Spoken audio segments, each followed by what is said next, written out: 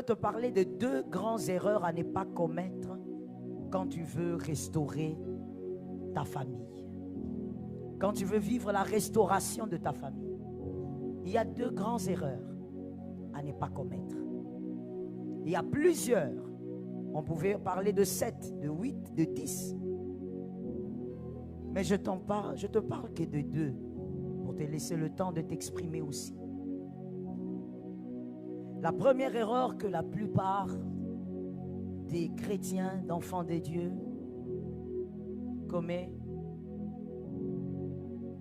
c'est la négligence de la sagesse. Négliger la sagesse. J'ai béni les personnes qui écrivent, c'est une intelligence. Négliger la sagesse. Le combat spirituel, on arrive à l'affronter spirituellement, puisqu'il est spirituel. Lorsqu'Adonai vous visite, on pérennise la grâce par la sagesse. On pérennise la faveur de Dieu par la sagesse. Tu peux avoir une chaise, un trône. Quand je dis trône, vois le domaine de ta prédilection. Tu peux avoir un trône par l'intelligence, par tes diplômes, par les relations. Mais tu maintiendras cette chaise par la sagesse.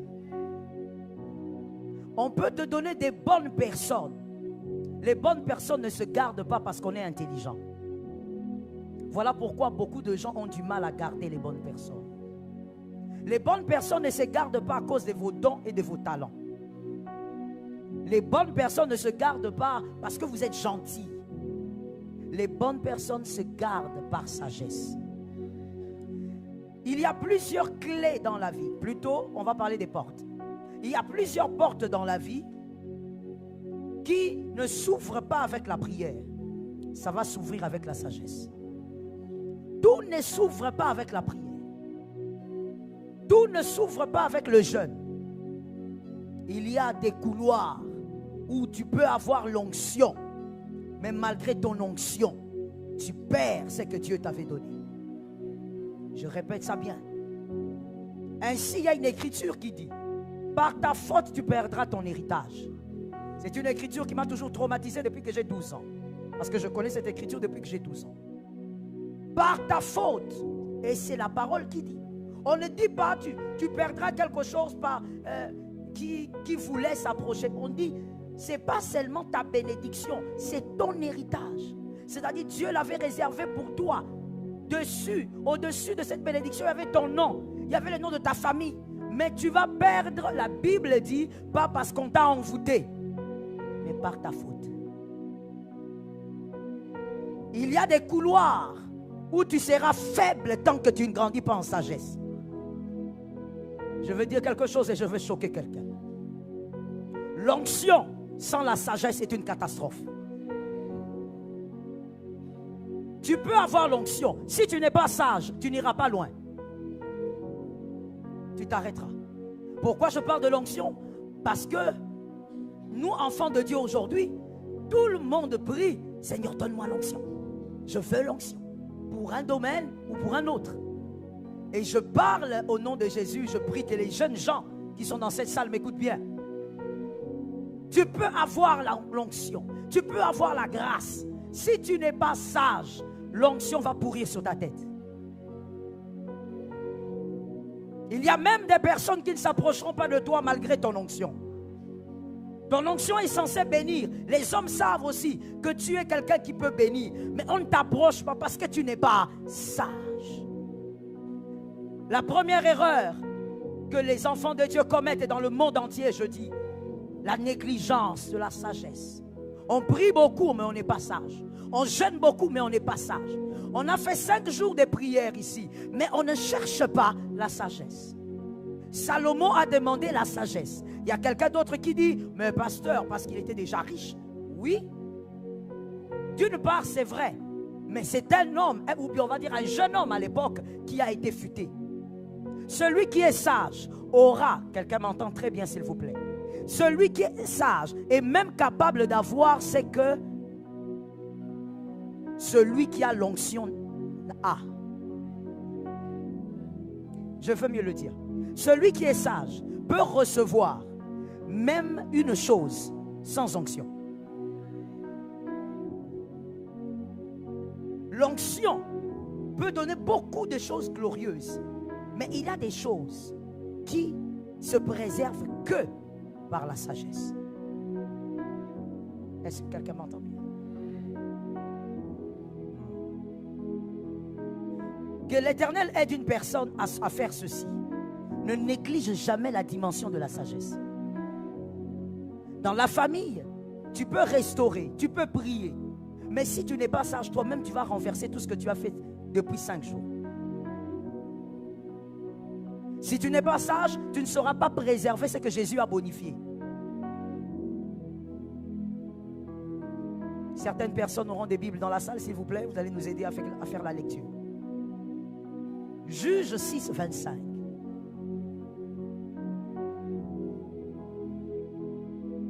Juge 6, 25. En entendant que le lecteur trouve, nous évoluons en disant, Juge 6, 25. La sagesse t'amènera à comprendre ceci dans la vie, mon frère. Surtout les frères, s'il vous plaît, écoutez-moi très bien. Parce que dans la plupart des cas, il y a des exceptions. Mais dans la plupart des cas, les frères ont beaucoup de problèmes de sagesse. Alors écoutez-moi très bien, s'il vous plaît. Lorsqu'on est sage, on comprend que lorsqu'il y a le mal, on ne détruit pas tout parce qu'il y a le mal. Il faut extirper le mal et non tout détruire. Mais il y a des gens tellement impulsifs, manquent de sagesse, parce que le mal est là. Tu veux tout détruire sans savoir que tu risques de détruire quelque chose que tu ne bâtiras plus jamais. Laisse-moi choquer quelqu'un dans cette notion de sagesse. Dans la vie, mon frère, si on te dit que dans la vie, tu peux tout avoir à tout moment, on t'a menti. Il y a des choses dans la vie que tu n'auras peut-être qu'une seule fois. Si tu le rates, c'est fini pour toute ta destinée. Il y a des gens qu'il ne faut pas perdre dans la vie. La sagesse t'amènera à dire, Seigneur, aide-moi à gérer toutes ces relations. Mais un immature, dans le corps d'un adulte, il dira, de toutes les manières, je ne suis pas né avec lui. S'il veut partir, il part. Attention, il y a des parts et des parts. Il y a des personnes, quand elles te quittent, tu restes avec des stigmates. Tu peux faire semblant, mais les gens verront que tu es resté avec des stigmates. Est-ce que quelqu'un entre dans la sagesse? Oui, ce soir, on réfléchit. Plusieurs fois, on a vu des enfants des dieux. On a prié pour eux. On a prophétisé. On a orienté. La grâce est venue. La grâce est entrée. La grâce a pris des racines. Mais son manque de sagesse a tué la grâce. Juge 6, 25. Dans la même nuit, l'Éternel dit à Gédéon, prends le jeune taureau de ton père et un second taureau de 7 ans. Renverse l'autel de Baal qui est de ton père, qui est à ton père, et abat les pieux sacrés qui est dessus.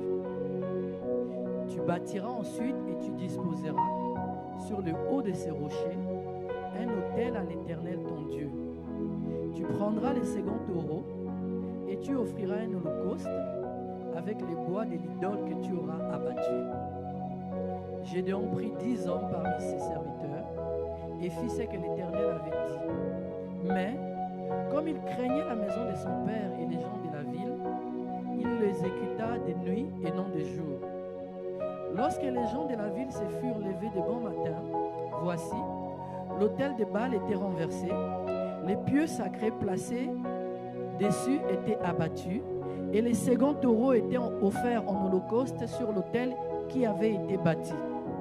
Ils se dirent l'un à l'autre, « Qui a fait cela ?»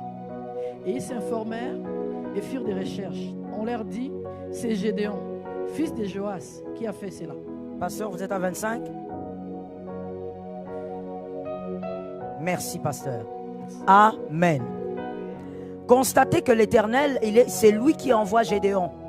C'est lui qui lui dit, écoute, je vais t'utiliser parce que il faut vraiment renverser l'autel. C'est ce que tu es venu faire depuis mercredi. Il faut renverser l'autel, il faut renverser le mauvais fondement, il faut placer quelque chose de nouveau avant d'aller à la bataille. Tu es un vaillant héros, oui, mais tu dois d'abord renverser l'autel. Et ça, c'est Dieu qui parle, hein? Ce n'est pas un conseiller d'à côté. C'est Dieu qui établit les principes. Tu ne viens pas d'abord montrer ta bravoure si tu n'as pas renversé l'autel. Parce qu'on n'adore pas face à deux autels. L'un doit tomber et l'autre reste. Mais voici, la Bible dit d'abord, avant même de passer vers Gédéon, la Bible dit que l'Éternel parla quand? Merci. La nuit. Et Gédéon décide de renverser l'autel quand? Pourquoi il ne va pas la journée? C'est Dieu qui l'a envoyé. C'est Dieu qui l'a envoyé, c'est Dieu qui le protège, c'est Dieu qui est fort, c'est Dieu qui peut tout faire. Dieu va le protéger, même si on l'attaque. Dieu est là. Hein? Comme toi, tu as l'habitude de dire, moi, c'est Dieu qui m'a envoyé. Vous ne ferez rien. Mais c'est Dieu qui a envoyé Gédéon. Il aurait dû partir la journée en disant, Dieu me garde. J'ai l'ordre de Dieu. D'ailleurs, il m'a dit que je suis vaillant héros. Dieu d'abord commence à parler à Gédéon la nuit. Il lui dit, va faire ceci et cela. Mais pas le jour. Pas quand tout le monde voit. Sois sage. Gédéon aussi comprend le langage de Dieu. Il dit, oui, je veux aller la nuit. On va le faire sans que personne ne sache. Quoi que ça soit Dieu, sagesse. C'est Dieu qui t'a demandé de faire ça, sagesse. Dieu ne t'a pas dit va avec brutalité, tu vas tout détruire. Et s'il y a des enfants de Dieu ici, je ne parle pas à l'œil de Jésus. Est-ce qu'il y a des enfants de Dieu ici?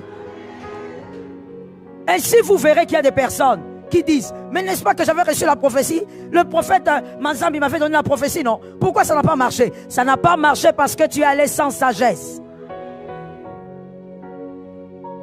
La sagesse pérennise la bénédiction. Que Dieu te donne la victoire. La sagesse te permettra de comprendre dans le parcours de la vie que des fois Dieu met un stop dans ta vie. Ce n'est pas pour que tu commences à chercher des relations. Je parle aux célibataires. Yes, des fois Dieu s'organise pour que personne ne te drague. Ouais. Personne ne s'intéresse à toi. Je dis Dieu, il s'organise comme ça. Pourquoi? Il veut d'abord t'aiguiser, que tu grandisses. Il veut te communiquer ce qu'il faut pour garder ce que tu cherches. Aide-moi à dire, il ne faut pas seulement avoir, il faut garder ce qu'on a. Tu l'as dit? Oh, quelqu'un n'a pas entendu. Aide-moi à répéter. Il ne faut pas seulement chercher à avoir. Il faut apprendre à garder ce qu'on a. Ainsi vous verrez un homme qui dit, c'est pourquoi je dis aux hommes, surtout célibataires, de bien m'écouter. Vous êtes célibataire? Non? Gloire à Jésus. Ah, voilà. Alors vous devez bien m'écouter alors. Vous aussi, hein? Ah d'accord, gloire à Jésus. Que Jésus bénisse votre femme. Ainsi je dis aux hommes célibataires, tu dis, je veux une femme, je veux me marier, je veux une belle femme, d'accord. Mais monsieur, une belle femme a un prix. Il ne faut pas seulement chercher à avoir. Tu arrives à voir cette belle femme, cette douce femme, cette femme qui aime Dieu, mais maintenant entretiens la femme, tu deviens façon. Non mais ta crème coûte cher, non, mais toi tu ne savais pas. Tu croyais que c'était moins cher. Toi tu crois que la peau que tu vois là c'est moins cher. Ce n'est pas moins cher. Pourquoi chercher à avoir des choses si vous ne pouvez pas les garder? La sagesse te permettra de savoir que là, peut-être que Dieu m'arrête parce que je ne suis pas prête. Je ne suis pas prêt. Alors, je me prépare. Est-ce que quelqu'un m'a capté? Que la sagesse t'aide à préserver tout ce que Dieu trouve essentiel dans ta vie. Nous avons tendance à garder ce que nous aimons. Mais écoute encore une autre sagesse. La sagesse te fera comprendre que dans la vie, on n'a pas toujours ce qu'on aime. Et tout ce qu'on aime ne fait pas forcément partie de notre vie. Quand on n'est pas sage, on ne comprend pas ça. Tu veux prendre tout ce que tu aimes. Quand tu vois quelque chose que tu aimes, oh mon cœur aime, et alors? Voilà pourquoi le cœur là, on l'a gardé dedans. Garde. C'est pas parce que tu aimes quelque chose que ça doit être pour toi. Et d'ailleurs, je vais te choquer en te disant, la plupart des choses que tu vas aimer dans la vie, tu ne les auras pas. C'est la sagesse. On aime, on comprend, mais on dit non, ça ne pourra pas être à moi, j'avance. Si tu as cette sagesse-là, mon frère, encore une fois les frères, tu ne sortiras pas avec la femme d'autrui. Les frères, au lieu de vous focaliser sur les filles là, qui sont informes et vides, pour les façonner, vous vous focalisez seulement sur les femmes d'autrui. Un manque de sagesse. Tout ce que tu prends et que tu n'as pas bâti finira par s'élever contre toi. C'est comme élever l'enfant de quelqu'un qui a déjà bu à la mamelle d'une mère. L'enfant qui a déjà bu à la mamelle d'une mère deviendra le futur Moïse. Même si tu le nourris, il deviendra Moïse. Parce qu'il a bu à la mamelle de sa maman. Tu vas regarder, tu vas dire, mais cet enfant ici, c'est moi qui t'ai fait étudier. Il a bu à quelle mamelle? Que Jésus te donne la victoire. Que tu sois capable de garder ce que Dieu te donne. Que tu sois sage dans tout ce que tu demandes. Des célibataires ici, j'ai entendu le prophète a déclaré le mariage. Elles ont hurlé, elles n'ont même pas crié. Elles ont hurlé Amen, comme voulant se suicider. Elles veulent le mariage. Mais quand tu auras ce mariage-là, tu seras la même personne. Je ne suis pas son esclave. Tu ne sais pas ce que tu cherches. Tu n'as pas la sagesse de ce que tu cherches. Tu dois chercher la sagesse de ce que tu veux avoir. La deuxième erreur à ne pas commettre quand on veut restaurer sa famille. N'oublie pas que si tu commets la première erreur, tu peux bâtir tout ce que tu veux, même 50 hôtels. Tu perdras tout. La deuxième erreur à ne pas commettre quand on veut restaurer sa famille. Ne détruisez pas l'équilibre émotionnel d'une famille. L'équilibre émotionnel d'une famille ne doit pas être détruit. Éphésiens 5, 22, 23. Quelqu'un va nous lire Éphésiens 5, 22, 23. Quelqu'un d'autre va nous lire Éphésiens 6, 1, 3. Éphésiens 6, 1, 3. Un troisième lecteur, Éphésiens 6, 4. Un troisième lecteur, Éphésiens 6, 4. Que quelqu'un répète avec moi, au nom de Jésus. Je répète encore, parce que tu as raté le code. Le nom de Jésus est un code. Que quelqu'un dise, au nom de Jésus, ma famille ne se détruira pas. Je peux avoir les trois lecteurs, s'il vous plaît. Dès que le premier finit, on prend le deuxième. Le premier, c'est Éphésiens 5, 22, 23. Femmes, soyez soumises à vos maris. C'est bien que ce soit une femme qui lise. Ah, c'est un monsieur qui lit. Ah, d'accord. J'aurais voulu que ce soit une femme. Il y a une femme quelque part qui a trouvé l'écriture. Vous serez prophète, vous êtes obligé de vous déplacer pour le micro. Ou elle peut lire, hein, sans micro. Éphésiens 5, 22, 23. Merci, servant de Dieu. La parole de l'Éternel dit de Éphésiens 5 et 22. Femmes, soyez soumises à vos maris, comme au Seigneur, car le mari est le chef de la femme, comme Christ est le chef de l'Église, qui est son corps et dont il est le sauveur.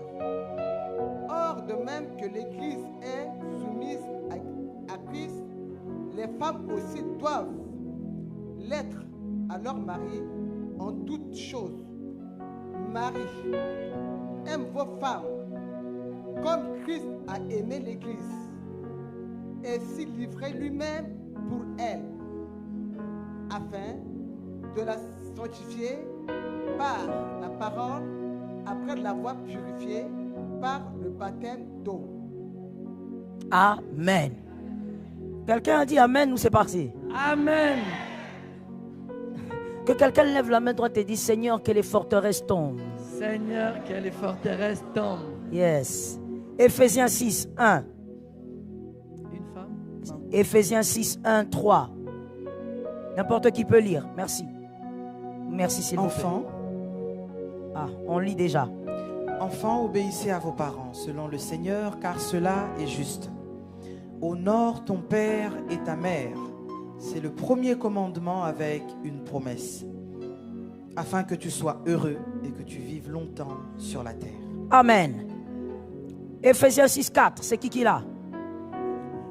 Je lis au nom du Seigneur Jésus-Christ. Amen. Éphésiens 6, 4. Et vous, pères, n'héritez pas vos enfants, mais élevez-les en les enseignant, en les corrigeant et en les instruisant selon le Seigneur. Au nom du Seigneur Jésus-Christ, je dis Amen. Amen. Quelqu'un a déclaré que les forteresses tombent. Les forteresses tombent. Tu sais, même si il y avait une forteresse là, elle n'allait pas tomber avec ta manière de parler. Non, non, non, non, non. On reprend. 1, 2, 3. Au nom de. Écoutez-moi, s'il vous plaît. La deuxième erreur à ne pas commettre, gardez et enseignez-les à vos enfants pour des générations. Bâtir, rebâtir le fondement, bâtir des hôtels, c'est bien. Mais quand vous commettez certaines erreurs, vous rentrez à la case du départ. Un homme a dit, qui vous a envoûté, qui vous a ensorcelé? Comment vous étiez déjà parti, sauvé? Vous êtes revenu sur le joug. L'apôtre Paul n'y comprend pas. C'est pour te dire que ça n'a pas commencé aujourd'hui. Que l'homme cherche la délivrance, mais après quelque temps, il revient là. Qui l'a ramené? Personne. Pas l'envoûtement, lui-même. Ses erreurs l'ont ramené à la case du départ. Ça n'a pas commencé aujourd'hui. Que l'homme cherche à libérer sa famille. L'apôtre Paul a dit, mais qui vous a fait? C'est quoi votre problème? Comment vous pouvez prier autant, chercher la délivrance et rentrer encore sur le joug? Que cela ne t'arrive pas au nom de Jésus. L'équilibre émotionnel dans une famille. Si tu ne gères pas ça, monsieur, madame, tu vas placer un nouveau fondement par la prière, mais tes enfants vont renverser ce fondement à cause de ce que tu n'as pas établi dans ta famille. Regarde-moi un voisin, dis-lui que Jésus délivre ta famille. Est-ce que tu l'as dit avec amour d'abord? Gloire à Dieu. Écoutons-nous alors. Écoutons-nous. Bâtissez vos familles en ne laissant jamais l'influence de la société la pénétrer. Vous devez commencer par là. Non, mais pasteur, vous savez, nous ici en Europe, pasteur, vos enfants ne sont pas en Europe. Vos enfants dans votre maison, ils sont sous le régime de Jésus. Ah, ça te choque, hein? Il y a quelqu'un même qui dit, moi je veux même faire comment? Les enfants sont déjà abîmés, pourris. Que Jésus ait pitié de toi, Jésus a toujours une porte. Même la porte que le pasteur ne voit pas, Jésus a une porte. D'ailleurs, il est appelé lui-même la porte des brebis. Lui-même va créer une brèche, il va apporter la restauration. Que vous soyez en Asie, en Afrique, en Amérique, en Europe, votre maison n'est pas l'Afrique. Votre maison n'est pas l'Europe. Votre maison, c'est la présence de Dieu. C'est-à-dire, quand l'enfant sort, il fait ce qu'il a à faire. Même lui-même, quand il entre, il sait qu'ici, les choses changent. C'est comme une ambassade. Are you listening to me? Chez toi, c'est l'ambassade de Jésus. N'est-ce pas que tu es envoyé de Jésus? Alors tu es ambassadrice, ambassadeur de Jésus. C'est une ambassade. Donc même toi-même parent, tu dois le savoir. Quand tu entres chez toi, c'est le Christ. Tu sors tes pas, tu es à Paris. Pasteur, beaucoup de parents en Europe, je veux vous choquer, je suis désolé, je suis obligé, ont détruit eux-mêmes leurs enfants. Ce n'est pas la société. Vous avez détruit vos enfants. Pourquoi? Car la Bible ne dit pas la société enseignera. La Bible dit enseignez, parents, enseigne à l'enfant la voie qu'il doit suivre. Si cette parole-là était fausse et que ça ne pouvait pas s'appliquer en Europe, la parole-là n'allait pas être écrite. Tu as contribué à la destruction de ton fils.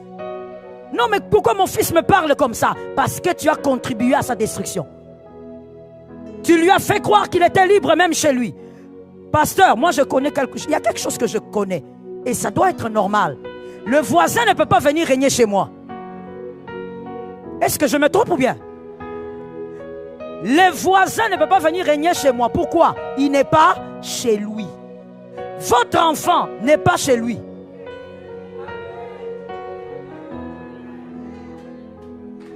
Votre fils, dans votre maison, il n'est pas chez lui.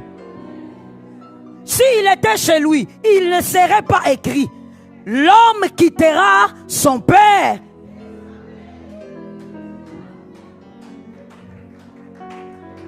S'il est écrit que l'homme doit quitter, c'est qu'il n'est pas chez lui. Quand tu le pousses aux études, c'est parce que tu sais qu'il n'est pas chez lui. Quand tu le pousses à être indépendant, c'est parce que tu sais qu'il n'est pas chez lui. Comment alors quelqu'un qui n'est pas chez lui fait la loi chez autrui? L'équilibre émotionnel, pasteur, l'enfant doit être soumis à des parents. C'est ce que nous venons de lire. Dans la famille, let me tell you, vous voulez vivre un concept que le Christ a établi, ayez la notice du Christ. Le mariage, la famille, ça ne vient pas de votre village. Ça ne sort pas de Paris, de Bruxelles. Ce n'est pas Macron. La famille, c'est Dieu qui l'a établi. Je pourrais même dire, c'est une imagination de Dieu. C'est lui qui a la notice. Vous devez fonctionner selon sa notice. Les enfants dans une maison n'ont pas de loi à établir. Il y a quelqu'un qui dit au pasteur, il va appeler la police. Tu sais pourquoi il appelle la police? Parce que tu lui as fait croire qu'il peut. Je parle ou je laisse? Je te dis. Il y a quelqu'un qui dit, mais pasteur, tu ne comprends pas. Je ne suis pas ici pour étaler ma vie. Mais je te dis seulement que j'ai déjà vécu dans une société avec ma fille aînée. J'ai déjà vécu quelque part. Je sais ce que j'ai dit. Je n'ai pas envie de parler de moi ici. C'est pas comme si je sors de nulle part et je te dis des choses que je ne maîtrise pas. Si l'enfant pense qu'il peut appeler, c'est parce que même à la maison, l'école parle, ailleurs on parle, mais qu'est-ce qu'on lui dit à la maison? La Bible n'a jamais dit que l'influence extérieure sera plus puissante. Ça ne sert à rien d'éduquer l'enfant. La Bible dit, enseigne à l'enfant. Ce que toi tu diras, c'est ce qu'il gardera. Même lorsqu'il se sentira très mal, si toi tu as inculqué quelque chose, il n'appellera jamais la police. Le problème, c'est que toi tu as fait de ta maison Paris. Alors que tu es enfant de Dieu, tu es un ambassadeur de Jésus. Comment veux-tu? Il n'est pas chez lui, mais il est chef. Tu l'appelles, tu dis viens manger. Plus tard. C'est toi qui as préparé, c'est toi qui as travaillé ou bien? Tu mangeras à l'heure où on a établi qu'il faut manger. Madame, tu vois comment tu me regardes, hein? Tu sais pourquoi tu me regardes comme ça? C'est parce que tu as l'impression que je te raconte des choses qui t'ont déjà échappé. Mais maintenant, écoute le problème que tu nous as créé. Ce garçon sera le mari de quelqu'un. Un désordonné. Celui qui ne sait pas respecter l'heure du repas est un désordonné. Le désordre est dans sa tête. Toi, tu crois que les désordres commencent comment? Les jeunes garçons négligents qu'on a ici partout maintenant dans le monde. Des jeunes gens qui travaillent parce qu'ils n'ont pas le choix. Mais quand tu vois comment il gère sa vie, tu sens le désordre. Mais tu crois que ça vient d'où? Les petites choses que maman a laissé couler. Oh ben laissez-lui. Vous savez comment Jean-Jacques est comme ça. Il est chez toi, il y a des règles et des lois, il doit les respecter. Lorsque tu éduques tes enfants pareil, tu sauves même la société. Celui qui a grandi dans l'obéissance est une bénédiction pour toute société. J'ai aimé ton amen. Et surtout dans les églises, nous les pasteurs, on en souffre. Beaucoup. Vous verrez un jeune homme là, une jeune fille, mais un esprit de désobéissance dans l'ADN. Ça veut dire, même quand tu lui dis, est-ce que tu peux essuyer cette table, bientôt le culte va commencer. Elle est là. On dit essuyer la table, la chair, le culte va commencer. D'accord, j'ai entendu. On ne sait pas si elle voit des anges autour d'elle. Elle est là en train de rien faire. Mais elle ne peut pas bouger sa jambe pour aller essuyer. Pourquoi? Pourquoi il n'y a pas l'automatisme de l'obéissance? La famille. Quand tu l'appelais pour arranger des petites choses, elle refusait, tu négligeais. Quand elle te dit non, tu trouves normal qu'elle te dise non. Un fils ne peut pas dire non à son père. Que Jésus vous délivre du mal. Amen. Je sais que tu es choqué, mais dis amen.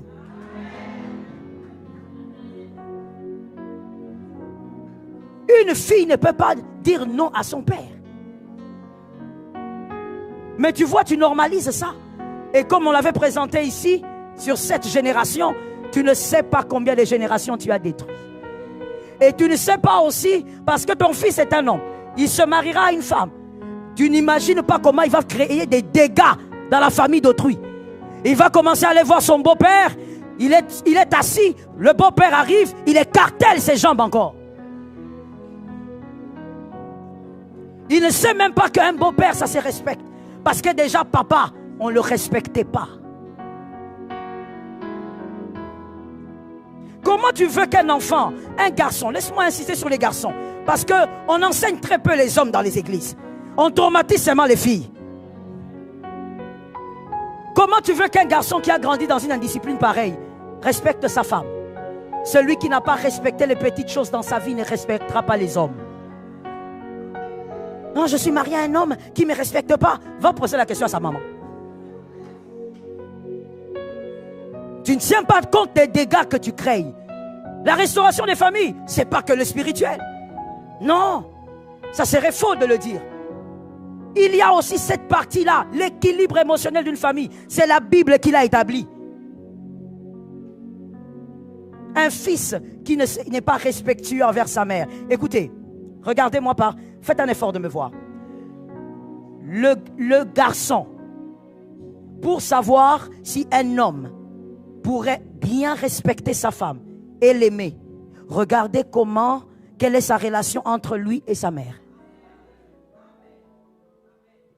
Il ne suffit pas d'être proche. Être proche, ce n'est pas encore ça. Regardez, je dis, la relation. Comment il gère cette relation avec sa mère. C'est le modèle de Marie qui sera. Maintenant, regardez le modèle. Le garçon est là. Maman, moi je ne veux pas faire ça. Tu vas le faire, bébé. Non, tu vas le faire, mon bébé. Le bébé là que tu appelles, il a 17 ans, 18 ans. C'est pas mauvais qu'il soit ton bébé. Mais à un moment donné, un bébé comme ça, on dit, tu feras. Un bébé de cet âge-là, on donne des ordres. On dit, tu vas faire. Non, je ne suis pas obligé. Non, c'est pas que tu n'es pas obligé. C'est dans ton ADN, tu vas le faire.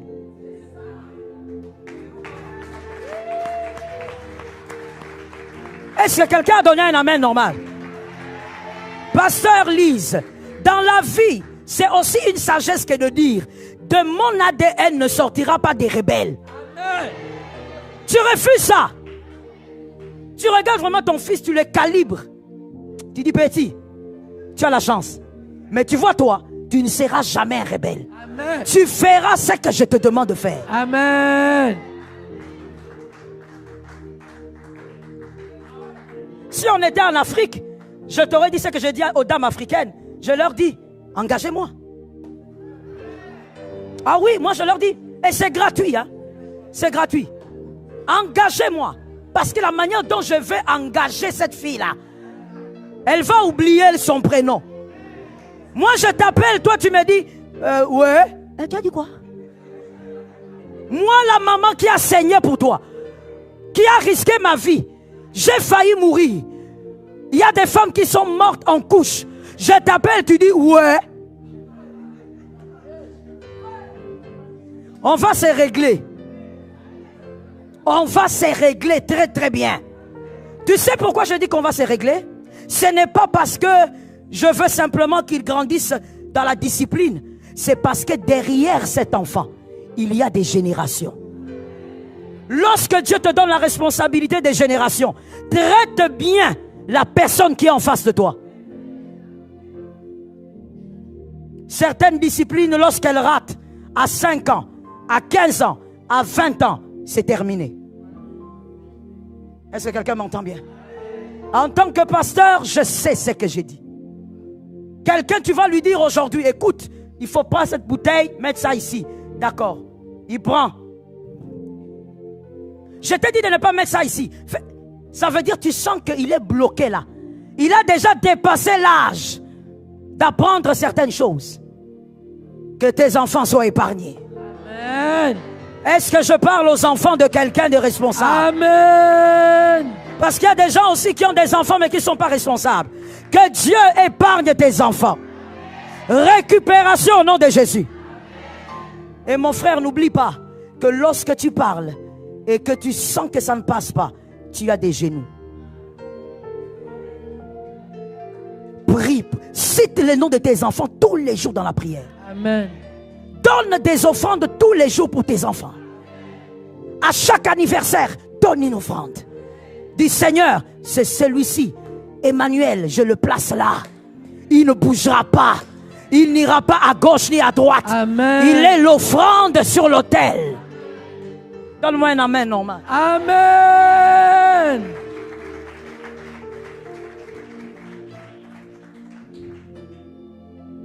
Lorsque ma fille, elle a eu ses 19 ans, je crois, je ne sais plus, je pense. Elle m'écrit, elle me dit, elle célèbre, elle fait la fête. Et puis elle me dit, maman, j'ai l'offrande pour mon anniversaire. Je dépose à l'église. Est-ce que tu peux prier pour ça? Je dis bien sûr. Mais vous savez, elle ne l'a pas sortie de nulle part. C'est depuis qu'elle est courte comme 4 pommes que je lui ai appris que quand c'est ton anniversaire, il y a un seul à qui tu dois rendre grâce. Va déposer l'offrande. Ça te sécurisera. Amen. Ça te protégera. Amen. Toi, tu éduques les enfants comme si tu avais des fleurs. Les enfants ne sont pas des fleurs. Non, ce n'est pas une décoration. C'est l'avenir de quelqu'un.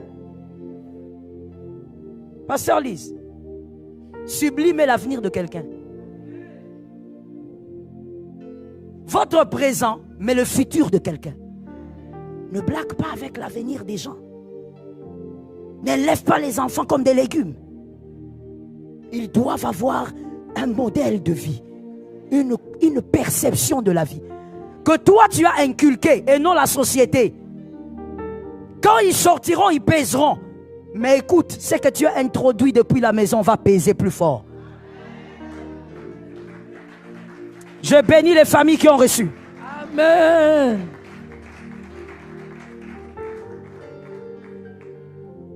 Que l'Éternel te soutienne.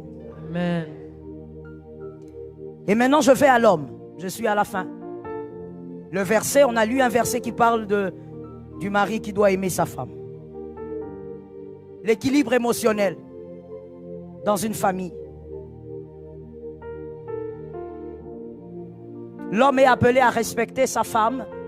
L'homme est appelé à écouter sa femme parce que c'est l'amour. L'homme n'est pas appelé à se soumettre.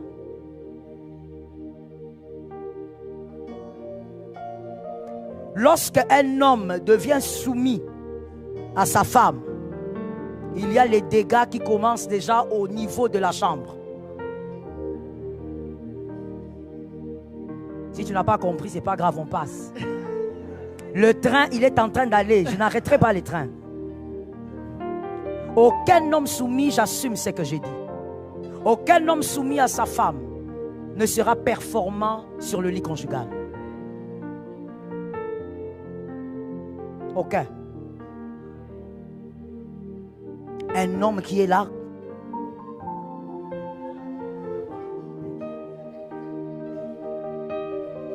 ce n'est pas un visionnaire. Parce qu'un chef est un visionnaire. Un chef, j'ai toujours dit, un chef, c'est pas celui qui gueule. D'ailleurs, le vrai chef ne crie pas. Et le vrai chef ne revendique pas sa chefferie. Un chef qui revendique sa position n'est plus un chef. Vous savez pourquoi vous m'écoutez? Parce que c'est moi le pasteur qui prêche. Vous êtes là, si vous m'écoutez. C'est l'autorité qui a été donnée, c'est simple. Un vrai chef de famille n'est pas là en train de crier. Je suis le chef, tu ne m'obéis pas. Quand il commence comme ça, l'autorité s'est déjà envolée. Dieu a fait en sorte que le visionnaire d'une famille soit le chef. C'est lui qui guide, c'est lui qui oriente. C'est lui qui présente certaines idées. C'est lui qui dit, écoute, j'assume cette décision, allons-y. Si ça ne marche pas, ce n'est pas grave, l'erreur, l'échec apprend aussi. Un vrai chef qui est en train de gérer les troupes. Les enfants sont fiers d'avoir un père qui est un vrai chef, qui oriente. Ils se sentent sécurisés. Mais toi, tu es devenu un homme soumis. Tu appelles ça de l'amour. Un homme soumis crée un déséquilibre incroyable. Alors voici un piège que je n'aime pas. Mais c'est une réalité. Lorsqu'un homme est soumis dans son foyer, il sera toujours chef quelque part.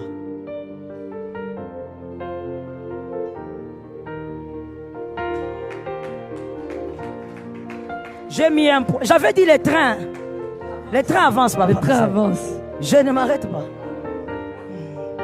C'est lui qui a compris, a compris. Il a été créé comme ça. Je t'assure. Il a ça dans l'ADN. Tout homme masculin né d'une femme, si tu n'es pas sorti de je ne sais pas quoi, né d'une femme, tout homme masculin, c'est à l'intérieur de lui, même le plus doux de tous les hommes. Il a besoin de se sentir chef. Alors si chez toi, il est soumis, si dans ta maison, c'est un homme soumis, toi tu viens là, c'est toi qui es devenu la visionnaire. Quand tu viens, tais-toi, je décide. Non, je dis, tu n'as rien à dire. C'est moi qui travaille. Tu n'as rien à dire. Ceci, c'est mon compte bancaire qui nous supporte. Tu n'as... Merci. Il sera forcément chef. Est-ce que je peux parler? Amen. Est-ce que je peux parler? Amen. Je donne un secret à toutes les femmes et faites comme si les hommes ne sont pas là. Lorsque tu vois ton mari, je parle d'un mari, qui, malgré qu'il est soumis chez toi, mais qui ne se plaint plus, il commence même à sourire. Tu dois savoir qu'il y a une sous-maman. Il y a une sous-maman. Attends, je te dis la vérité, madame. Et puis je veux même te choquer en disant, même dans tous les domaines de la vie, même quand ton mari est chef et qu'il revendique certaines choses, surtout des choses correctes, tu remarques qu'il ne revendique plus. Il ne dit rien. Il est entré en mode normal. Il entre, il mange, il regarde la télé, il te sourit, commence à dire feu rouge. Feu rouge. Le feu est rouge. C'est-à-dire qu'il y a quelque part, là où on lui donne ce qu'il veut sans qu'il ne parle. Il y a une sœur qui dit, mais pasteur, s'il y a adultère, c'est son problème. Non, ce n'est pas son problème. Si c'est votre mari, ce n'est pas son problème. Pourquoi? Parce que la porte qu'il a ouverte, vos fils sont dedans. Ta fille est dedans. Et comme le diable est mauvais, le serpent de Genèse devient le dragon en Apocalypse. Écoute-moi, le diable, tout ce qu'il commence, il amplifie avec les générations. Là, c'est ton mari qui a juste ouvert une brèche. à cause des incompréhensions à la maison. Mais comme la porte est ouverte, un jour tu seras surprise, madame. C'est ta fille qui sera une adultère hors pair. Parce que le diable amplifie le mal. Plus ça tombe sur des générations, il amplifie. Est-ce que quelqu'un m'entend bien? Amen. David a tué un homme à cause d'une femme. Le mal a été amplifié parce que David n'avait pas brisé cet autel. Salomon, il fait pire. Salomon, il va adorer les idoles. À un moment de sa vie, Salomon oublie le Dieu de son père. Imaginez la gravité. Le Dieu que nous connaissons, nous lisons le grand Salomon. À un moment de sa vie, il a abandonné vraiment Dieu. Il a commencé à adorer des idoles de ses femmes. Lorsqu'un homme devient soumis, l'équilibre a été brisé. Le mal a commencé et ce mal va déstabiliser votre famille. Vous avez beau venir envoyer le feu ici, le fondement est renversé. Que Jésus nous donne la victoire. Amen. L'homme doit aimer sa femme, la Bible dit. Cet amour doit être un amour de maturité. J'appelle cet amour l'amour des eaux. OS. L'amour des eaux.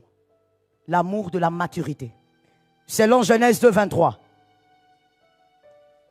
L'homme doit aimer sa femme au point que son amour la modèle et la bonifie. C'est ça le sens de l'amour.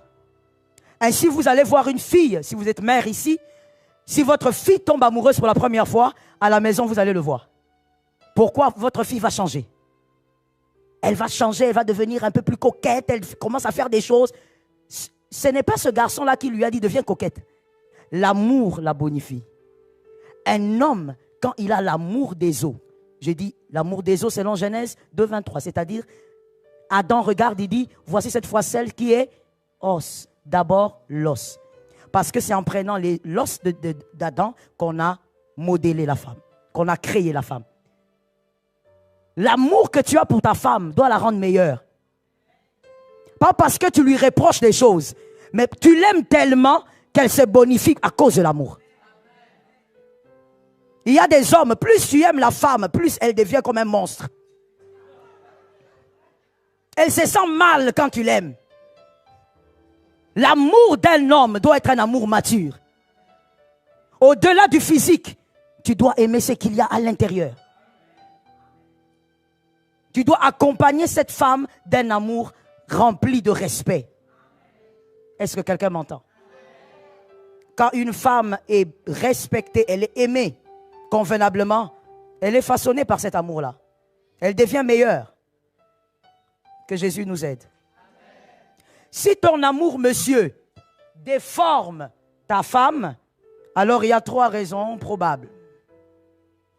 Premièrement, tu as mal choisi. Ça peut être une raison. Tu as choisi une personne avec qui tu ne devrais pas vivre. Plus tu l'aimes, plus ça ne l'aide pas. Ça l'embête, ça dérange tout. Ainsi, j'ouvre aussi une parenthèse pour dire à une demoiselle, choisis bien ton chef. Choisis bien l'homme que tu vas prendre comme mari. Parce que c'est celui-là que tu devras écouter. Choisis l'intelligence plus que la veste. Parce que si tu choisis un gars à cause de la veste, tu seras choqué par sa manière de réfléchir. Toi-même, tu vas aller te suicider. Tu vas regarder, tu vas dire, qu'est-ce que tu as dit? Ça veut dire, Lucas, il parle. Tu te poses la question, mais qu'est-ce qu'il y a? Il est sous l'envoûtement ou quoi? Ça veut dire, il a un problème de réflexion. Il réfléchit toujours à gauche. Choisis bien ton chef. Arrête de choisir ton chef parce qu'il te fait beaucoup de textos. Je t'aime, je t'aime. Choisis l'intelligence aussi. Une femme peut être déformée par l'amour de son mari, c'est-à-dire plus on l'aime, plus elle se sent mal. Lorsqu'il y a une présence maléfique, c'est possible. Que ça soit une réclamation de famille, on veut détruire ce mariage. Alors toi, quand on t'aime, il y a d'autres émotions qui montent en toi. Que le feu de Jésus te couvre. Mais la 3e raison, j'ai beaucoup constaté cela aussi dans certains mariages. L'amour de l'homme est sincère. Il respecte sa femme. Mais la femme se démolit tous les jours. Pourquoi? Les blessures du passé. Les blessures du passé qu'elle a eu à vivre, que ce soit dans la famille, que ce soit dans un parcours avec les hommes. Ces blessures ont créé une forteresse. Quand on l'aime, elle a l'impression qu'on lui ment. Elle n'aime pas l'amour, elle ne veut pas sentir l'amour. Elle a l'impression que tout est mensonge. Ça, c'est une forteresse qui doit tomber. Quelqu'un a déclaré avec moi, ça tombe au nom de Jésus. Quelqu'un a déclaré, ça tombe au nom de Jésus. Pour la dernière fois, ça tombe au nom de Jésus. Que Jésus te donne la victoire. La femme doit se soumettre. La femme doit se soumettre. Oui, oui. C'est pourquoi je le répète. Quand je le répète, je sens la résistance. Je sens comme un bouclier qui veut m'attaquer. Je suis plus que vainqueur par celui qui m'a aimé. Je dis, la femme doit se soumettre. Je me rappelle, il y a de cela 20 ans, j'enseignais un groupe de jeunes sœurs à l'église. Et à chaque fois que j'enseignais, il y avait une sœur qui se levait toujours, qui sortait. À chaque fois que je parlais de la soumission, elle se levait, elle sortait. À chaque fois. Et quand on avait aussi des réunions, elle venait aussi. Elle n'était pas de notre église. Et elle venait. Mais quand je parle de la soumission, elle sort. Et plus tard, on va découvrir que c'était un pouvoir qui était en elle. C'est une fille qui avait vécu certaines relations intimes, même avec son père. C'était un rituel au fait satanique, de toute petite. Et donc, elle a grandi avec plusieurs esprits en elle. Vous imaginez quelqu'un à qui on dit, elle a peut-être, je ne me rappelle plus, elle avait peut-être 15-16 ans, son oncle lui dit, un oncle, hein, un vrai oncle, il dit, tu as un petit ami? Il dit non. Il dit, ah d'accord, mais tu peux te masturber alors. C'est une femme qui avait grandi avec plusieurs esprits et forteresses au niveau de l'intelligence. Elle a vu aussi ce que son père était. Comment il a été avec plusieurs femmes, partout. Son père ne choisissait pas. Même la voisine. Il faut lui donner seulement quelques mois, tu verras un enfant qui naîtra avec le visage. Et l'Éternel a commencé une délivrance en elle. Heureusement qu'il y a des lieux, quand tu vas, ce n'est pas toi qui es venu. C'est Dieu qui t'a attiré de force. Ça tombe sur ta maison. C'est Dieu qui t'a imposé. Voilà pourquoi je donne un conseil gratuit. Ne quitte jamais les lieux de ta bénédiction par influence. Si quelqu'un veut partir, qu'il parte. Chacun est venu à sa manière. Tu sais ce que tu es venu chercher. Et cette fille est restée, on a fait la délivrance. Aujourd'hui, elle est femme de pasteur. Ça fait partie des filles avec qui je voyage beaucoup quand on m'invite. C'est une personne qui est restée au service de Dieu. Elle a 5 enfants, mais elle est restée, à chaque fois que je dis, viens, on va bouger. On était allé à Goma dernièrement pour visiter les déplacés de guerre à l'est du Congo. Elle était avec moi. Donc c'est une personne qui est zélée aujourd'hui dans le Seigneur, une femme de prière et de révélation. Le Saint-Esprit